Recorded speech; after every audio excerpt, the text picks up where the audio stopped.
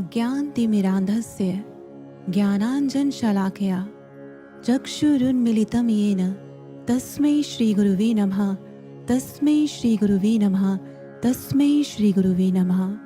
बोलिए ब्रह्म ज्ञान प्रदाता गुरुदेव सर श्री आशुतोष महाराज जी की जय।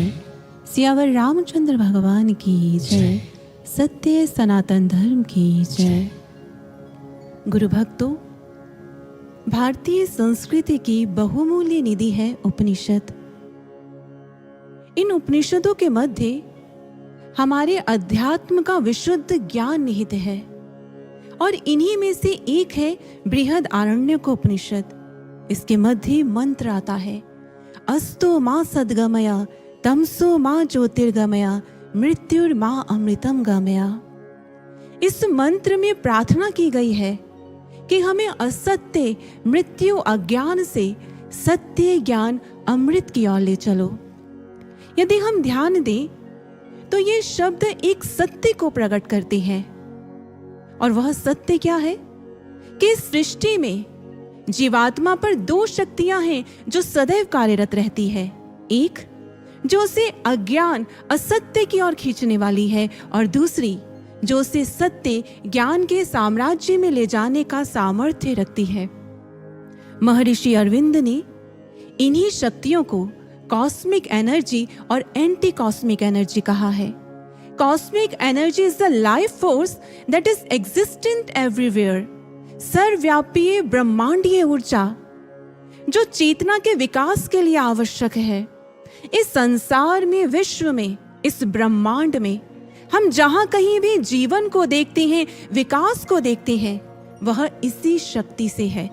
हमारे शास्त्रों में संतों ने उसे ईश्वर की दिव्य शक्ति कहकर संबोधित किया है। वहीं एंटी कॉस्मिक एनर्जी के विषय में महर्षि अरविंद कहते हैं कि सृष्टि के सृजन के समय असत्य का असुर उत्पन्न हुआ था, और यह कोई काल्पनिक प्रतीक नहीं बल्कि वास्तविक और शक्तिशाली सत्ता है, और इसका मकसद है धरा से सदाचार को समाप्त करना। इस anti cosmic energy, negative energy, असत्य के असुर को सरल भाषा में शैतान कहा गया है। और जब कभी भी शैतान ने, नेगेटिव एनर्जी ने इस संसार में असत्य, पाप, अशांति का विस्तार किया है, उसके साम्राज्य को स्थापित किया है, तब वह दिव्य शक्ति, वह कॉस्मिक एनर्जी इस धरा पर प्रकट होती है सतगुरु के रूप में, और वह सतगुरु ज्ञान के द्वारा मनुष्य को उससे मुक्ति का मार्ग प्रदान करते हैं। लेकिन उस ज्ञान मार्ग पर बहुत कम लोग हैं जो बढ़ पाते हैं। भगवान श्री कृष्ण ने श्रीमद् भगवत गीता में कहा, मनुष्याणाम सहस्रेषु किश्चित यत्ति सिद्धेय। हजारों में से बहुत कम लोग हुआ करते हैं जो इस ज्ञान मार्ग पर बढ़ पाते हैं, और उनमें से भी कोई विरला ही है जो उसे प्राप्त कर लेता है। लेकिन यह विरले सतगुरु द्वारा चुने हुए साधक, सृजन सेनानी जब अपने दिव्य लक्ष्य को पाने के लिए बढ़ते हैं तो शैतान उन्हें भटकाने के लिए उन पर प्रहार करता है। पर यहाँ एक प्रश्न उठता है, जब ज्ञान मार्ग पर बढ़ने वालों की संख्या इतनी कम है तो क्यों शैतान अपना पूरा बल, सामर्थ्य लगाकर इन्हें लक्ष्य से विस्मृत करने का प्रयास करता है? इसकी क्या आवश्यकता है? आवश्यकता है जिस प्रकार हमारे स्वतंत्रता सेनानियों ने एक लक्ष्य चुना, प्रयास किया और भारत माता को स्वतंत्र करवाया, तो स्वतः ही संपूर्ण भारतवासियों को स्वतंत्र भारत प्राप्त हो गया। वह भी गुलामी की जंजीरों से मुक्त हो गई, उनके ऊपर से भी अंग्रेजों का शासन समाप्त हो गया। और इसी सत्ता के छिन जाने के भय के कारण अंग्रेजों ने हमारे स्वतंत्रता सेनानियों पर घोर अत्याचार किया। इसी तरह जब सृजन सेनानी बढ़ते हैं अज्ञान के विरुद्ध, और उनकी विजय समाज में जो मानव जाति है उससे शैतान के साम्राज्य से, उसके बंधन से मुक्त करा, उन्हें भी असत्य से सत्य की ओर अग्रसर कर देते हैं। आपने देखा होगा किसी भी स्थान, क्षेत्र में दुष्ट व्यक्ति या सज्जन व्यक्ति ये बहुत कम हुआ करते हैं। और जो बाकी जन साधारण हैं वो इनका ही अनुसरण करते हैं। मान लीजिए एक स्थान पर, एक क्षेत्र में किसी दुष्ट व्यक्ति का दबदबा है, तो अब जो बाकी लोग हैं वह भी नियमों की उल्लंघना करते हुए संकोच नहीं करते। पाप करते हुए उनके भीतर भय उत्पन्न नहीं होता। पर जब उसी क्षेत्र में किसी सज्जन व्यक्ति का अधिकार हो जाए तो अब वही लोग पाप करने से भय करते हैं, नियमों की उल्लंघना करने से संकोच होता है उनके भीतर, और वह भी सद्कार्यों की ओर बढ़ना आरंभ कर देते हैं। इसी तरह जब सृजन सेनानी अपने लक्ष्य को विजित कर लेते हैं तो जन साधारण भी ज्ञान के मार्ग की ओर अग्रसर हो जाता है, और शैतान एंटी कॉस्मिक एनर्जी ने जो साम्राज्य अशांति का विस्तार किया था वह समाप्त हो जाता है। और इसी सत्ता के छिन जाने के भय के कारण शैतान भक्तों पर, साधकों पर प्रहार करता है। और ये प्रहार कैसे है? ग्रीक माइथोलॉजी में कथा आती है एक्लिस की। जब वह शिशु था, बालक था, तो उसकी माता ने उसे अमर बनाने के लिए स्टिकिस नदी में डुबो दिया, जिससे उसका शरीर अमर हो गया। लेकिन नदी में डुबोते हुए उसकी माता ने उसके पांव के जिस एड़ी से उसे पकड़ा था, वो एड़ी, वो हील उस जल का स्पर्श नहीं कर पाई, इसलिए उसके शरीर का वह भाग अमर नहीं हो पाया।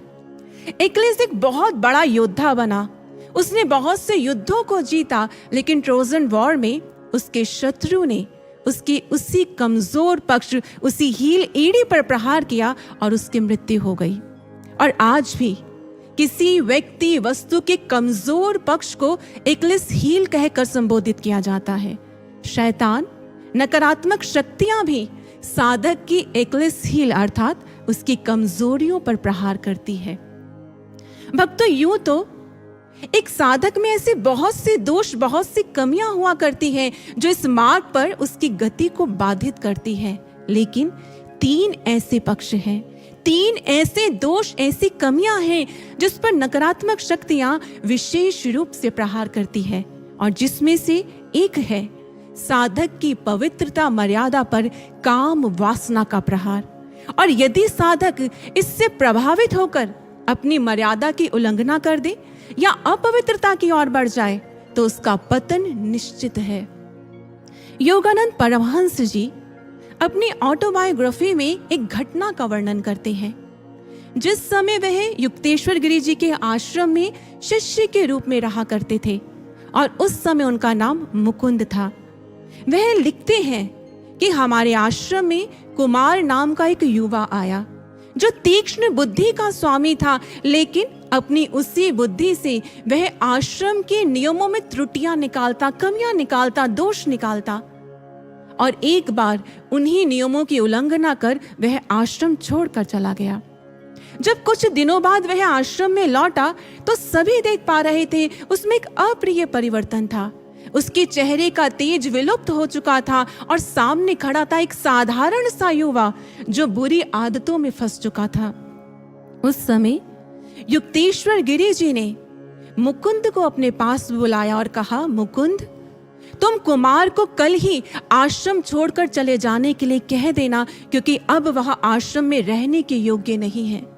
ये कार्य मैं तुम्हें सौंपता हूं, क्योंकि ये मैं स्वयं नहीं कह पाऊंगा मुकुंद। और आज शिष्य गुरु के चेहरे पर पीड़ा का अनुभव कर रहा है, पीड़ा को देख पा रहा है। और उसी पीड़ा में युक्तेश्वर गिरी जी ने कहा, मुकुंद, अगर वो मेरा कहना मान लेता और बाहर जाकर विकारी लोगों का संग ना करता तो आज उसका पतन ना होता।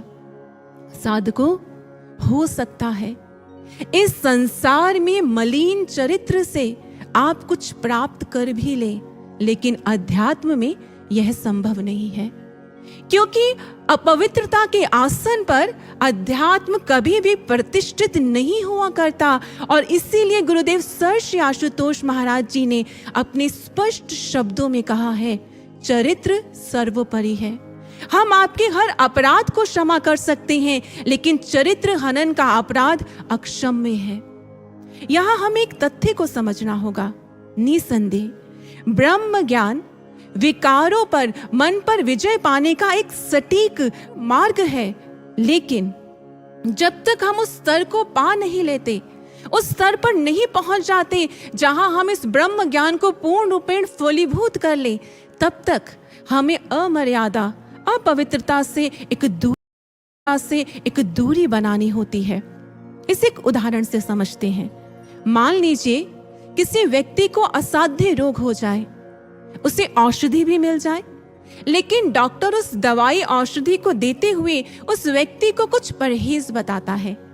अगर वह रोगी वह परहेज ना करे तो उसका रोग दूर नहीं होता और वह अपने जीवन की हानि तक कर लेता है। इसी तरह अगर साधक विकारों से परहेज ना करे, विषय वासनाओं से परहेज ना करे, अपवित्र विचारों से परहेज ना करे, तो उसकी साधकता की भी हानि हो जाया करती है। अजामिल का हमने अनेक बार उदाहरण सुना है।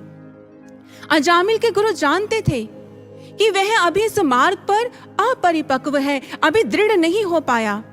इसीलिए उनके गुरु ने कहा था, अजामिल नगर से होकर मत जाना। लेकिन जब अजामिल ने उस मर्यादा की उल्लंघना कर दी तो उसका पतन हो गया। भगवान श्री कृष्ण श्रीमद् भगवत गीता में बड़ा स्पष्ट कहते हैं, जिस प्रकार से एक कछुआ सब ओर से अपने अंगों को समेट लेता है, उसी प्रकार से अध्यात्म मार्ग पर बढ़ते हुए साधक को, योगी को भी अपनी इंद्रियों को विषय वासनाओं से हटा लेना चाहिए।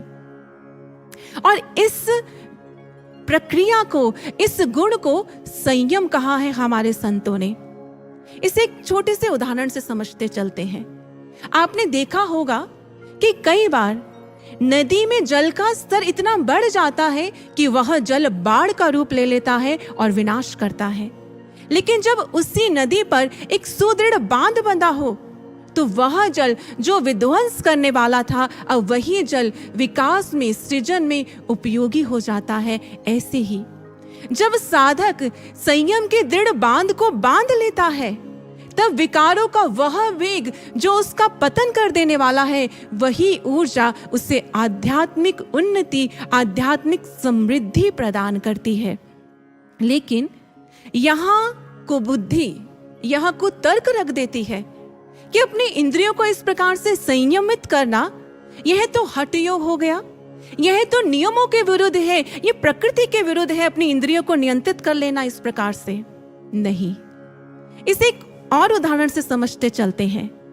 मान लीजिए आपके पास एक व्यक्ति भीषण अग्नि लाए और आपसे कहे कि आप अपना हाथ इसमें डाल दीजिए। वो अग्नि आपको आकर्षित लग रही है, पर आप थोड़ा सा संकोच करते हैं, तो वही व्यक्ति कहता है कि क्या हुआ, पहली बार ही तो आग में हाथ डाल रहे हो, डाल लो। आप जानते हैं आग में पहली बार हाथ डाले या 100 बार, आग ही भेद नहीं करती। वह आपको उसी रूप से जलाएगी, उसी रूप से हानि पहुंचाएगी। इसलिए आप अपने हाथों को नियंत्रित कर लेते हैं। ये आपका हठ नहीं है, ये आपकी बुद्धिमत्ता का परिचायक है। इसी तरह जब साधक विकारों से अपनी इंद्रियों को नियंत्रित करता है, संयमित करता है, तो वह विकार जो उसे समाप्त कर देंगे, उसकी हानि कर देंगे, वह इस संयम के गुण को धारण करते हुए अपनी बुद्धिमत्ता का ही परिचय देता है।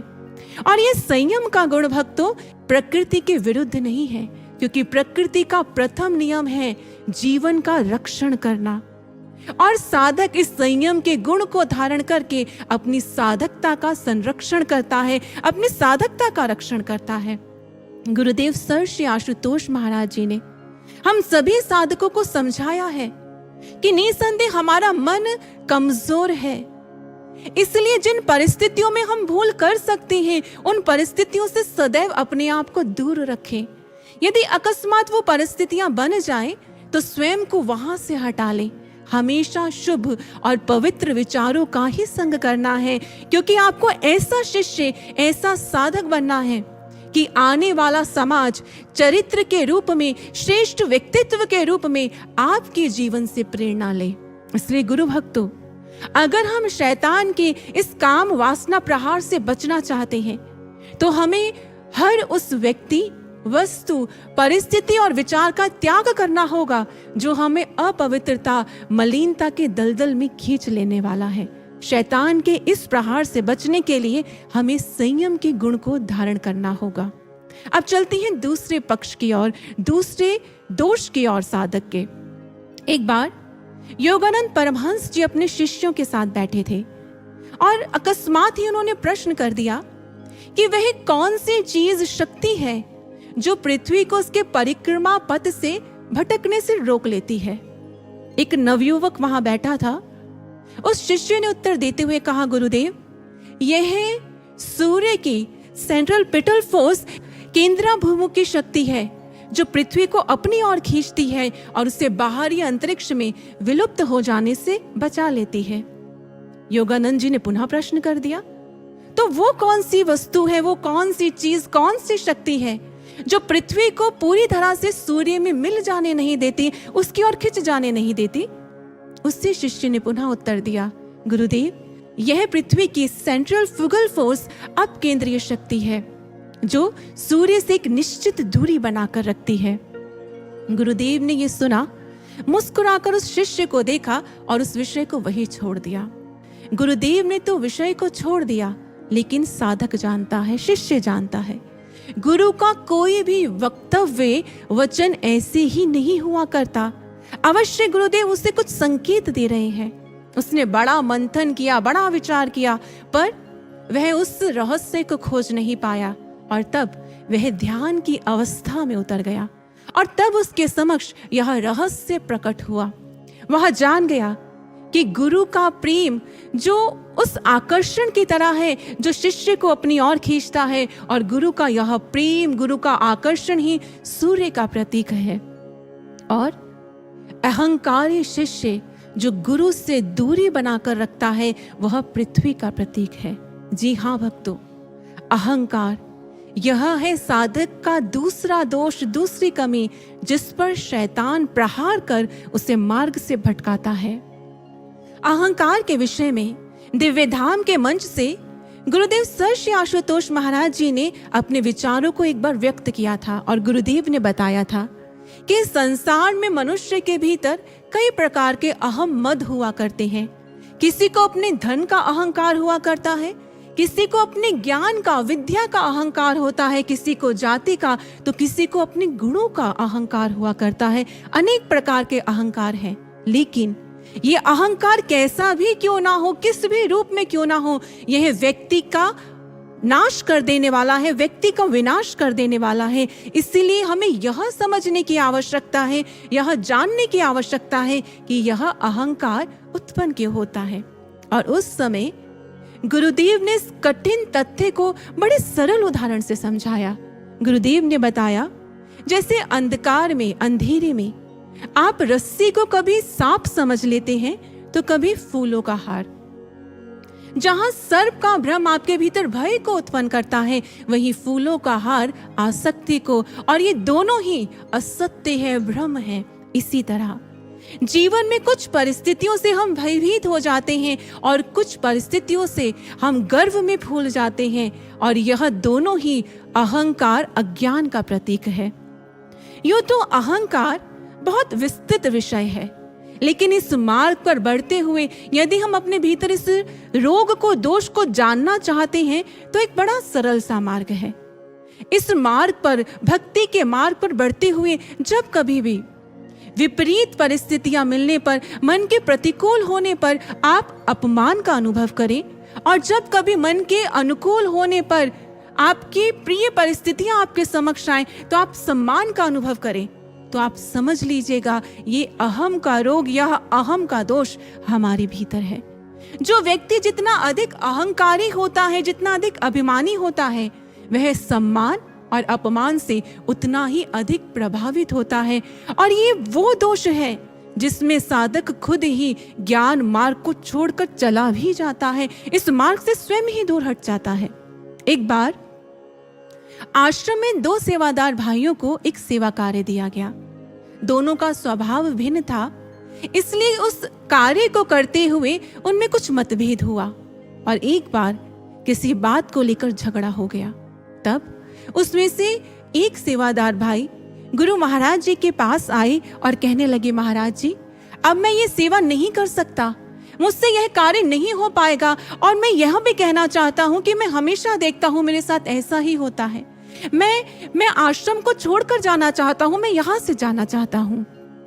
उस समय गुरुदेव ने गंभीर स्वर में कहा, यह क्या बात हुई? झगड़ते आपस में हो और छोड़कर हमें चले जाते हो। गुरुदेव की करुणा, स्नेही ममत्व को लिए यह शब्द, जहां गुरु के प्रेम को प्रकट कर रहे हैं, वहीं एक गहन संदेश भी हम सभी को प्रदान कर रहे हैं कि जिन दोषों के कारण, अपने जिन कमियों के कारण हम दुखी होते हैं, हम उन दोषों को नहीं त्यागते, अपितु अपने व्यर्थ के अहंकार को बचाए रखने के लिए हम ज्ञान मार्ग का ही त्याग कर देते हैं, हम गुरु का ही त्याग कर देते हैं।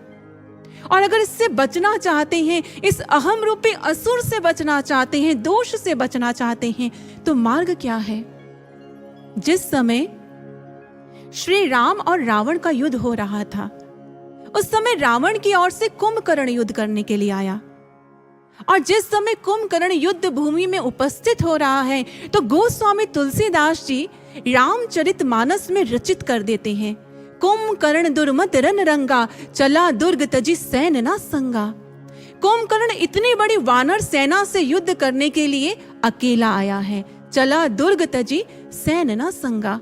और उसके पास कोई विशेष अस्त्र शस्त्र भी नहीं है, रथ भी नहीं है, और उसकी युद्ध की रणनीति वह भी कोई विशेष नहीं है।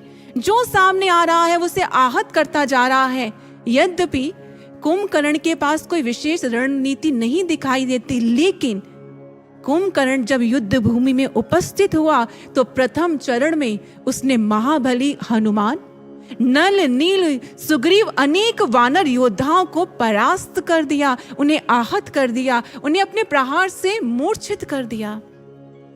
संत कहते हैं ये घटना बहुत सुंदर संदेश देती है।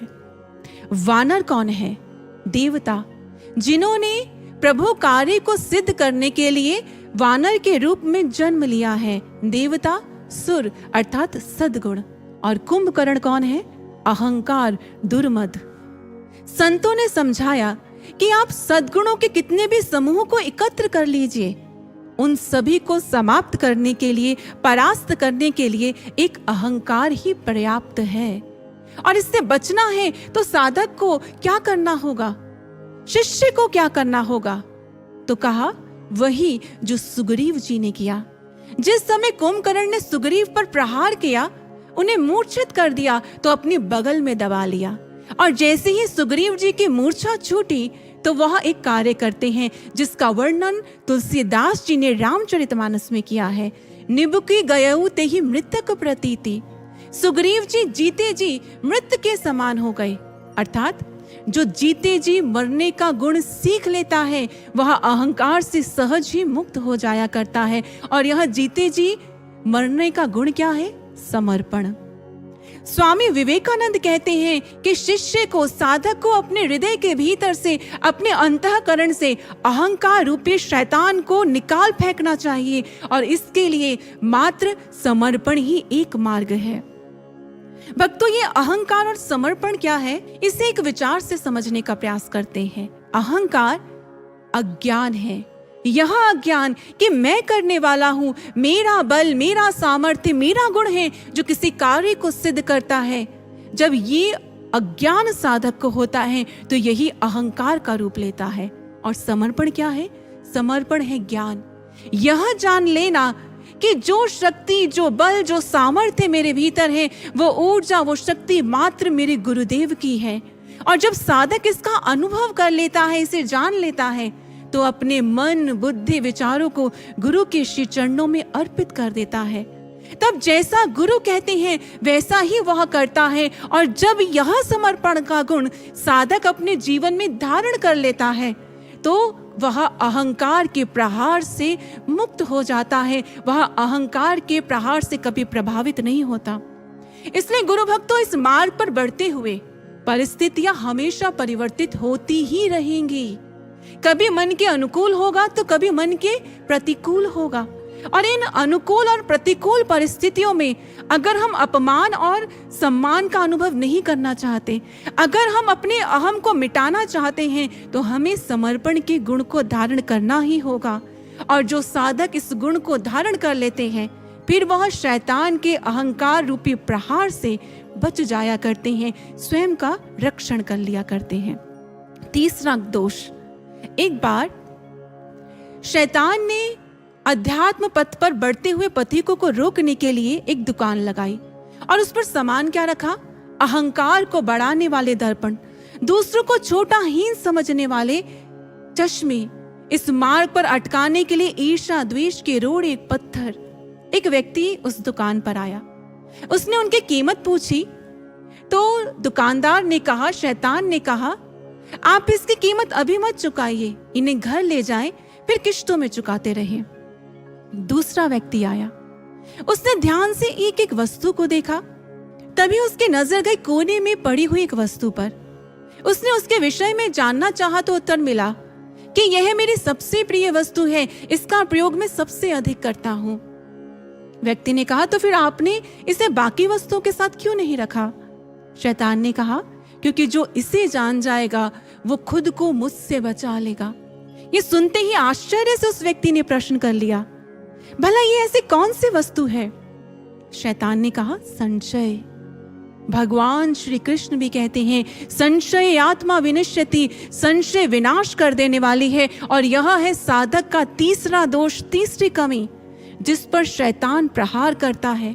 और ये संशय साधक को कैसे भ्रमित करता है, कैसे भटकाता है, कैसे उसे प्रभावित करता है, इसे एक घटना से समझते हैं। एक बार हिस्टोरियन माइकल मैकॉर्मिक से पूछा गया, What was the worst time to be alive in history? इतिहास का ऐसा कौन सा सबसे बुरा समय है, सबसे बुरा दौर है जिसमें आप कभी नहीं जाना चाहेंगे? तो उन्होंने उस समय सन 1347 नहीं कहा, जब ब्लैक डेथ महामारी ने यूरोप के लगभग 20 मिलियन लोगों को प्रभावित किया, और ना ही उन्होंने 1941 से 1945 का समय चुना, जब द होलोकॉस्ट नाज़ी जर्मनी में निर्मम नरसंहार किया गया। उन्होंने कहा, year 536 was the worst time to be alive।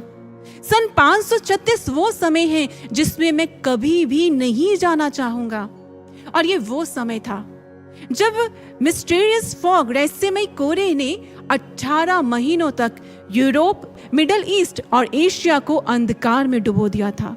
और उसी समय के विषय में स्कॉलर प्रोकोपियस लिखते हैं, for the sun gave forth its light without brightness like the moon during the whole year.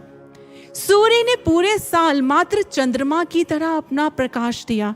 और स्थिति इतनी भयंकर थी उस समय कि दिन के समय में भी कोहरे ने सूर्य के प्रकाश को अवरुद्ध कर लिया, रोक दिया। और गर्मियों में दिन का तापमान भी 1.5 डिग्री सेल्सियस तक गिर चुका था। और ठंड के इस समय में, अंधकार के इस समय में भयंकर अकाल पड़ा, खाने के लिए कुछ नहीं बचा। और इतिहासकारों ने उस समय को, उस काल को डार्क एज कहा है। लंबे समय तक ये कोहरा, ये मिस्टीरियस फॉग एक रहस्य बना रहा कि ये कहां से आई, किस कारण से आई थी। पर कुछ समय पहले the climate change institute of the university of मैने के ग्लेशियोलॉजिस्ट पॉल मवेस्की और उनकी टीम, और साथ ही माइकल मैकॉर्मिक ने जिस समय स्विस ग्लेशियर का विश्लेषण किया तो उन्हें ज्ञात हुआ, सन 536 की शुरुआत में आइसलैंड में एक बहुत विशाल भयंकर ज्वालामुखी विस्फोट हुआ था। ये इतना बड़ा था, इतना विशाल था, जिसने ग्लोबल क्लाइमेट पैटर्न को ही बदल दिया और विश्व को भयंकर स्थिति से गुजरना पड़ा। और ये बात प्रूव भी हो चुकी है कि जिस समय ज्वालामुखी फूटता है तो उससे निकलने वाला कोहरा, उससे निकलने वाली गैसेस एरोसोल व्हील, एरोसोल परत बनाती है जो सूर्य के प्रकाश को अवरुद्ध कर देती है। भक्तों, जिस तरह सन 536 के उस दौर में भी सूर्य समान रूप से अपना प्रकाश दे रहा था, लेकिन फिर भी उस कोहरे के कारण विश्व को एक भयंकर स्थिति से गुजरना पड़ा और ऐसा लगा मानो पृथ्वी का जीवन सूत्र ही टूट गया हो। यही कार्य संशय साधक के जीवन में करता है। जब संशय का कोहरा फैलता है और अगर साधक उससे प्रभावित हो जाए तो उसका भी भक्ति सूत्र टूटने लगता है। और ऐसा ही हुआ था महाबुद्ध के समय में। महात्मा बुद्ध का एक शिष्य देवदत्त, जिसने महाबुद्ध के श्री चरणों में अपने शब्दों को तो साध लिया था, लेकिन अपने चरित्र को नहीं साध पाया था। इसलिए वह महाबुद्ध के पद को पाने की अभिलाषा करता है, उसे पाने का प्रयास भी करता है। और जब उस प्रयास में वह विफल हुआ तो देवदत्त ने 300 भिक्षुओं, 300 सन्यासियों के भीतर यह संशय का विष खोल दिया कि अगर आध्यात्मिक उन्नति चाहते हो तो महाबुद्ध को छोड़कर मेरी शरण में आना। और भक्तों, वो 300 सन्यासी, वह 300 भिक्षु जो विकारों से अपने आप को दूर हटा रहे थे, उसमें सफल हो रहे थे, जो मान अपमान सम्मान से बाहर निकलने का प्रयास कर रहे थे, उसमें संयम धारण कर रहे थे, उसमें समर्पण का भाव ला रहे थे, वो 300 भिक्षु संशय से ऐसे प्रभावित हुए कि कुछ समय के लिए उन्होंने अपने गुरुदेव महाबुद्ध और संघ का ही त्याग कर दिया। इतनी बड़ी हानि अपनी करी उन्होंने कुछ समय के लिए। और ऐसा ही संशय का प्रहार हुआ 28 जनवरी 2014 को, जब विश्व शांति पुरोधा गुरुदेव सर श्री आशुतोष महाराज जी ने विश्व कल्याण के लिए समाधि की दिव्य लीला की। वह समाधि जिसके विषय में स्वयं गुरुदेव ने प्रत्यक्ष रूप से अपने अनेक शिष्यों को बताया और अपने भक्तों को, असंख्य भक्तों को अनुभवों के माध्यम से समाधि के विषय और समाधि से लौटने के विषय में बताया है गुरुदेव ने। लेकिन फिर भी कुछ आसुरीय प्रवृत्तियों ने, शैतानी तत्वों ने यह संशय प्रसारित किया कि यह समाधि नहीं, मृत्यु है। भला आज के समय में ऐसी समाधि कैसे हो सकती है? बहुत दुष्प्रचार किया गया, ये संशय का कोहरा फैलाया गया।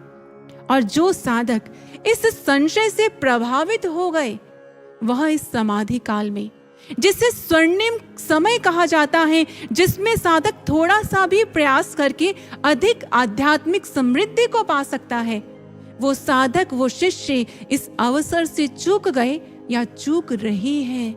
इसलिए गुरुदेव ने पहले ही समझा दिया था कि यह समय संशय का नहीं है। क्योंकि भक्तों, संशय क्या है? संशय बुद्धि का वह दोष है जिसमें सत्य समक्ष होते हुए भी आप उसे स्वीकार नहीं कर पाते, आप उसे समझ नहीं पाते, देख नहीं पाते। और बुद्धि के द्वारा तो देवता भी साकार प्रभु की लीला को समझ नहीं पाए, रहस्यों को समझ नहीं पाए, तो भला मानवीय बुद्धि से उस दिव्य सत्ता की साकार लीला को समझना कहाँ सरल है, कहाँ सहज है। इसलिए गुरुदेव ने कहा, बुद्धि मत लगाना। और संशय से बचना चाहते हैं तो यहाँ भी साधक को एक गुण को धारण करना होगा, और वह है विवेक। और ये विवेक कैसे प्राप्त होता है? बिनु सत्संग विवेक ना होई, सत्संग को जीवन में धारण करना होगा, अर्थात सत्संग। आपको आज्ञा चक्र पर गुरु के सत्य स्वरूप, ज्ञान स्वरूप से जुड़ना होगा। और जिस समय साधक गुरु के ज्ञान स्वरूप से जुड़ता है तो उसके भीतर विवेक जागृत होता है, और गुरुदेव की वह पंक्तियां अक्षरशः उसके जीवन में सत्य हो जाती हैं। जो गुरुदेव ने कहा ना, बुद्धि लगाना तो जुड़ना मेरे संग। जो बाहर घट रहा है, जहां हमें संशय हो रहा है, वहां बुद्धि ना लगाएं, गुरुदेव से यहाँ आज्ञा चक्र पर हम जुड़ जाएं, ज्ञान स्वरूप से जुड़ जाएं। और जब साधक उस विवेक को प्राप्त करता है गुरु से जुड़कर, तो शैतान का यह संशय का प्रहार भी विफल हो जाता है। ये 3 दोष, ये 3 कमियां हैं जिस पर शैतान प्रहार करता है। पर चलिए भक्तों, इन तीनों कमियों के विषय में थोड़ा सा विश्लेषण करते चलते हैं, समझते चलते हैं। काम का प्रहार, अहंकार का प्रहार और संशय का प्रहार। बाहर से देखने में ये तीनों भिन्न लगते हैं, अलग लगते हैं, पर इन तीनों का परिणाम एक ही हुआ करता है। और वह क्या है? साधक अपने दिव्य लक्ष्य को विस्मृत कर देता है। अगर आप काम के प्रहार से प्रभावित हो गए, काम में उलझ गए, वासनाओं में उलझ गए, तो आपकी दृष्टि दूसरों पर रहती है। अगर आप अहंकार में उलझ गए, इस प्रहार से प्रभावित हो गए, तो स्वयं पर केंद्रित रहते हैं। और अगर संशय के प्रहार से आहत हो गए तो अपने दिव्य लक्ष्य पर ही प्रश्न हो जाता है। और इन तीनों ही स्थितियों में साधक की स्थिति उस फुटबॉल प्लेयर की तरह होती है जो अपने खेल की हर टेक्निक को सीखे, खूब प्रैक्टिस भी करे, लेकिन जिस समय वो खेल के मैदान में उतरे और यही भूल जाए कि उसे गोल कहाँ करना है, तो क्या कभी वह विजित हो सकता है? नहीं। टेक्निक जानते हुए, खूब प्रैक्टिस करते हुए भी अगर वो फुटबॉल प्लेयर अपने गोल को भूल गया कि उसे गोल कहाँ करना है, तो वो परास्त होता है, पराजित होता है। ऐसे ही इस मार्ग पर चलते हुए अगर हम यही भूल गए कि हम किस लक्ष्य को लेकर बढ़े हैं, हमने किस लक्ष्य को लेकर अपने कदमों को इस मार्ग पर बढ़ाया है, तो हम भी अपने लक्ष्य को प्राप्त नहीं कर पाएंगे, पराजित हो जाएंगे। और ये कलिकाल का समय, जब काल अधिक शक्तिशाली हो चुका है, वो कब, कैसे, किस रूप में साधक पर प्रहार कर देगा, ये जानना सहज नहीं है। इसलिए इस समय में, इस भीष्म समय में हम सभी साधकों को एक ऐसा सटीक सूत्र चाहिए जो हमारी विजय को सुनिश्चित कर दे, जो यह सुनिश्चित कर दे कि हम अपने लक्ष्य को प्राप्त कर लेंगे। गुरु भक्तों, 21 सितंबर 1971 में डेविड फिलिप वेटर का जन्म हुआ और ये बालक SCID, सीवियर कंबाइंड इम्यूनोडेफिशिएंसी से पीड़ित था। ये वो रोग होता है जिसमें व्यक्ति का इम्यून सिस्टम, रोग प्रतिरोधक क्षमता लगभग न के बराबर होती है। इसलिए वो एक वीक से वायरस से भी लड़ नहीं पाता और उसकी मृत्यु हो जाती है। और इसी रोग से बचाने के लिए वेटर को जर्म फ्री एनवायरनमेंट देने के लिए स्टेराइल चेंबर में रखा गया। उसे हर वस्तु स्टेरलाइज कर दी जाती थी। और इलाज के लिए जब उसका बोन मैरो ट्रांसप्लांट किया गया तो 15 दिन बाद ही उसकी मृत्यु हो गई। मृत्यु का कारण जांचने पर पता चला कि प्री ट्रांसप्लांट स्क्रीनिंग में एक वायरस अनडिटेक्टेबल रह गया था और वो उस एक वायरस से भी लड़ नहीं पाया और उसकी मृत्यु हो गई। एक वायरस कितना हानिकारक हो सकता है, कितना प्रभावी हो सकता है, कोविड-19 के दौर में हम सब ने यह अनुभव किया है। और साइंटिस्ट का तो यह कहना है कि इस पृथ्वी में इतने वायरसेस हैं कि यदि उन्हें एक सीध में लगाया जाए तो लगभग 10 करोड़ प्रकाश वर्ष के समान होंगे। और इसीलिए उन्हें कहना पड़ा, we really are living in a bacterial world. वास्तव में हम उन सूक्ष्म जीवों के जगत में, माइक्रोबियल वर्ल्ड में रह रहे हैं, जहां हर पल वो हम पर प्रहार कर रहे हैं। और यदि हमने इस प्रहार से बचना है तो हमें एक स्ट्रॉन्ग इम्यून सिस्टम की आवश्यकता है।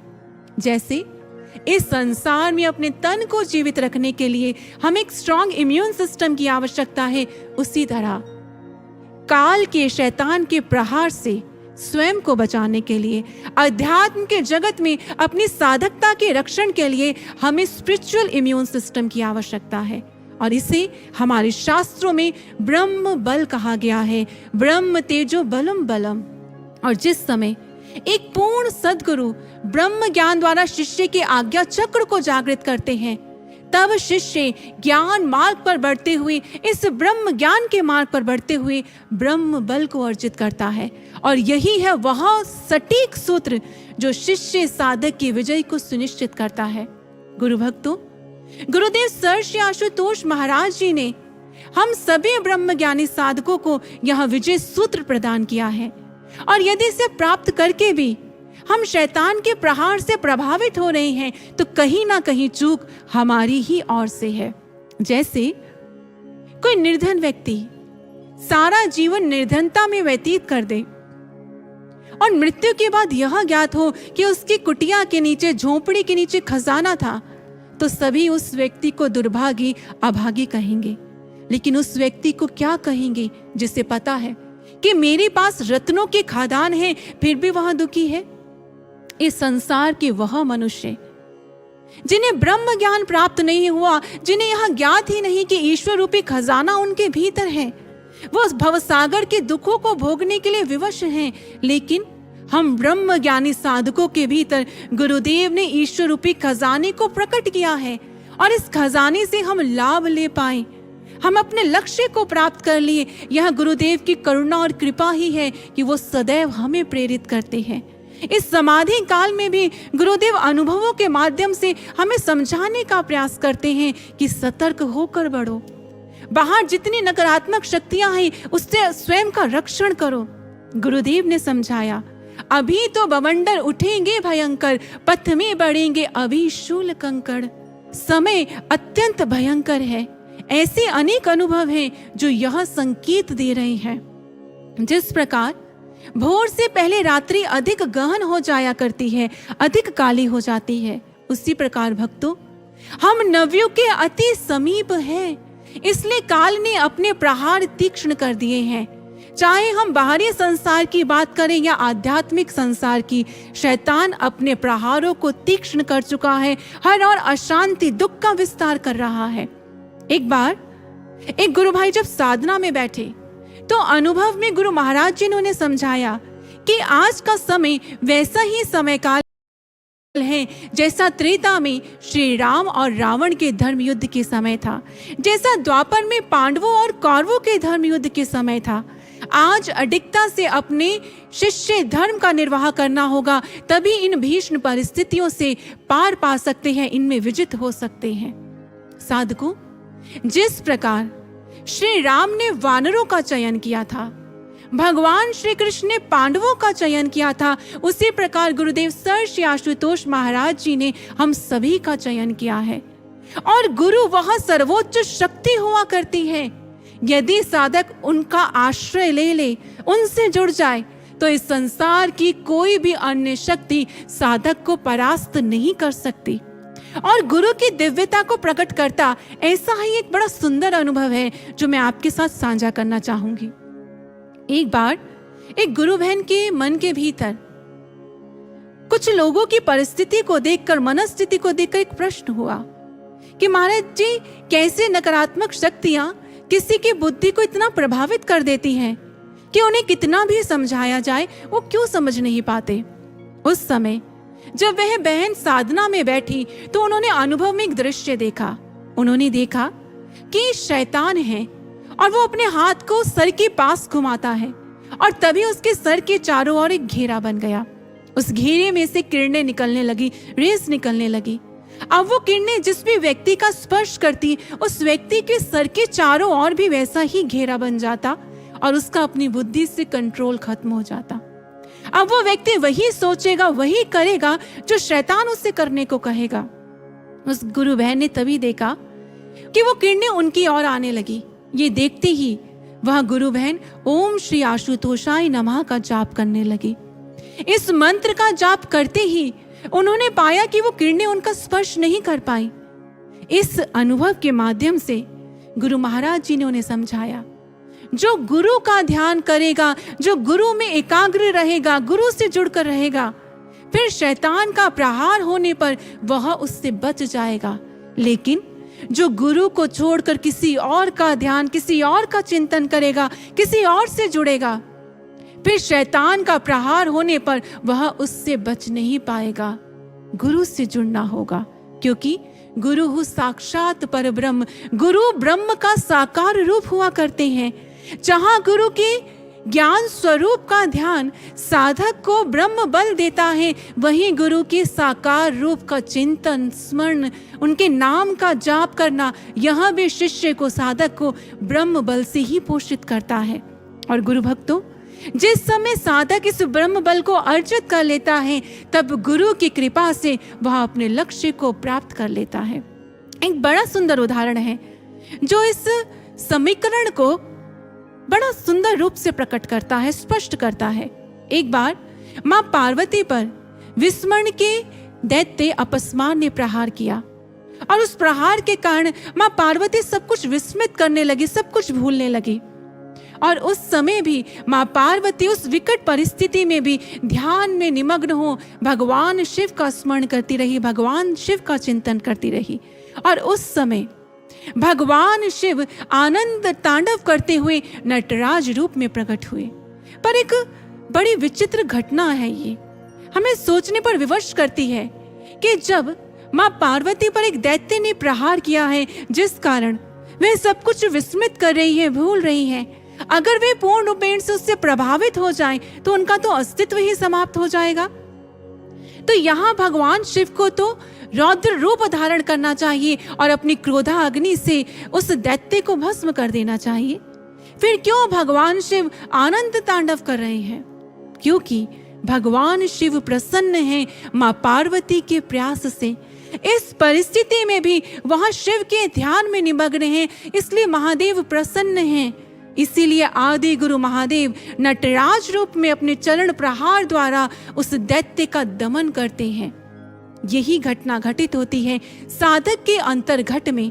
जब वह आज्ञा चक्र पर गुरु से जुड़ता है, उस समय शिव समान सतगुरु नटराज रूप में उसके घट के भीतर प्रकट होते हैं और अपने एक चरण के द्वारा शिष्य के उन दोषों अवगुणों पर प्रहार करते हैं, उनका दमन करते हैं जो इस लक्ष्य से हमें विचलित कर देने वाले हैं। और वही सतगुरु अपने दूसरे चरण से साधक को आध्यात्मिक उन्नति समृद्धि प्रदान करते हैं और उस समय शिष्य के जीवन में वह मंत्र साकार हो जाता है, जब वह असत्य मृत्यु के बंधन से मुक्त हो सत्य अमृत के साम्राज्य में प्रवेश करता है, अपने लक्ष्य को विजित कर लेता है। गुरु भक्तों, निसंदेह इस मार्ग में बढ़ते हुए इस काल के प्रभावी समय में परिस्थितियां विकट हैं बाहर और भीतर, लेकिन शिष्य अगर ब्रह्म बल और गुरु की कृपा रूपी इस सुंदर समीकरण को लेकर बढ़ता है तो वह अपने लक्ष्य को अवश्य प्राप्त कर भी लेता है। और इसी यात्रा को व्यक्त करते हुए एक शिष्य ने शब्दों में कुछ यूं व्यक्त किया, चला फिर एक बार पुनः वो रूप बना विकट विकराल, संशय अहम काम अस्त्र से साधकता पर करने तीक्ष्ण प्रहार, ब्रह्म बल कर अर्जित साधक लक्ष्य पथ पर पग धरे, ध्यान धरे सतगुरु का नित इस संग्राम में डटे रहे। तब हो प्रगट सतगुरु घट में रूप धरे नटराज, दमन करे दुष्ट कपल में साधक को दे अवैदान, ले संबल ब्रह्म बल का और पा सतगुरु की कृपा अपार, तब निश्चित साधक पा जाता जीवन लक्ष्य दिव्य महान, तब निश्चित साधक पा जाता जीवन लक्ष्य दिव्य महान। इसलिए गुरु भक्तों, आए अंत में गुरुदेव के श्री चरणों में यही प्रार्थना करते हैं कि गुरुदेव आपकी कृपा से हर साधक हर शिष्य अपने लक्ष्य को विजित करे और ब्रह्म ज्ञानी साधकों की सृजन सेनानियों की यह विजय संपूर्ण प्राणियों को अज्ञान के शैतान के साम्राज्य से मुक्त करवा दे और विश्व में चहुओर शांति की स्थापना हो। आए इसी मंगल कामना के साथ हम गुरुदेव के श्री चरणों में नमन अर्पित करते हैं एक जय घोष के माध्यम से। बोलिए ब्रह्म ज्ञान प्रदाता गुरुदेव सर श्री आशुतोष महाराज जी की जय, सियावर रामचंद्र भगवान की जय, सत्य सनातन धर्म की जय।